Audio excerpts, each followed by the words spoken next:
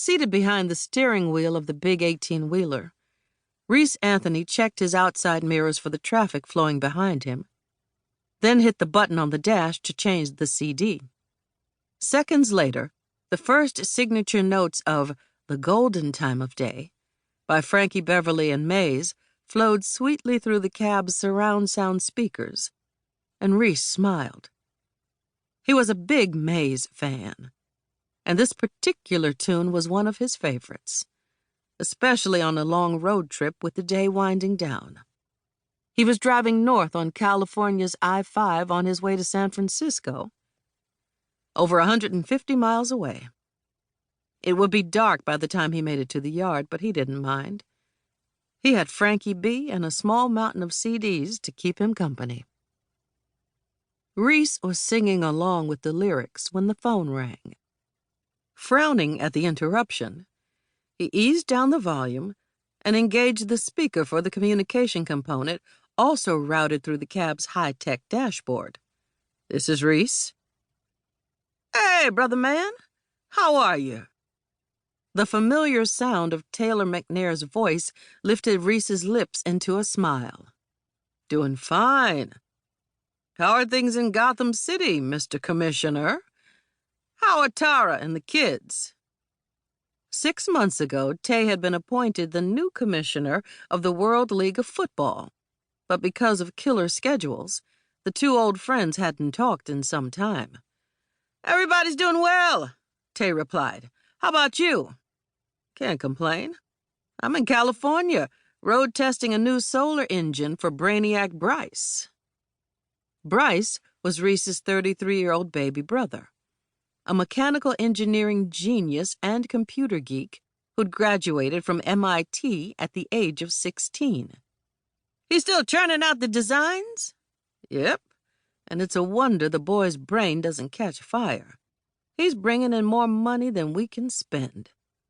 Tay laughed. "I wish I had that problem. How's your pops?" "Good. Retired a few months back, but he's still at the yard giving Bryce and Jamal fits." Jamal, sometimes known as Pinky, was Reese's 35-year-old middle brother. If Bryce could design it, Jamal could build it. "Make sure you tell Pops and Pinky and the Brain I said hey." "Will do." Reese took a moment to pass a small truck loaded down with mattresses, then swung the sparkling green cab with its unblemished silver trailer back into the right lane. "So, Tay, you calling just to catch up? Or is something on your mind?" "Got a murder." Reese frowned. "A murder? Who?" "An older brother named Gus Pennington, head janitor for the L.A. Grizzlies. His body was found a few mornings ago in his truck. Had a gun beside him on the seat." "Sounds like suicide." "LAPD thought so too, at first. But the gun was on the right side of his body. According to the family, he's left-handed." "Where was the truck found?" "Grizzlies Stadium parking lot. Police think it might have been a petty robbery, but the ME's saying the body was placed in the truck after the murder. Something to do with blood loss or something, I'm not sure." "Not a good way to start your new job." "No kidding. I've been so busy hitting the ground running, there hasn't been time to pull together an investigative office. But now I have to have one. Hoping you'll take the head job, at least temporarily." Reese went still.